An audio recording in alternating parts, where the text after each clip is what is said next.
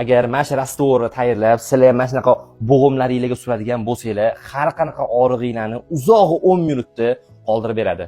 Botga sursanglar bo'ladi, bu yoq qo'lingizga sursanglar bo'ladi, har qanaqa butun tanangizdagi mushak joylariga sursanglar bo'ladi. Uzoq 10 minutda har qanaqa og'rig'i qoldirib, davolab ham beradi. Endi bu rastvor nimaligini ozman sizlarga ko'rsatib beraman. Bitta piylagami yoki любой bitta idishga men boshqa idish topolmaguncha piyla qo'yman.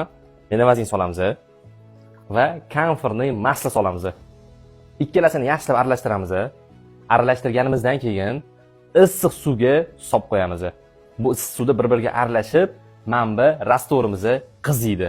Shu qizgan holatda biz tanamizni xohlagan qismiga, ya'ni mushaklarga, bo'tkami, tizzagami, qanaqa bo'g'im og'riqlari bo'lsa, har qanaqa bo'g'im og'riqlariga suradigan bo'lsak, uzog'i 10 daqiqada, 5-10 daqiqada любой og'rig'ingizni momentanni qoldirib beradi.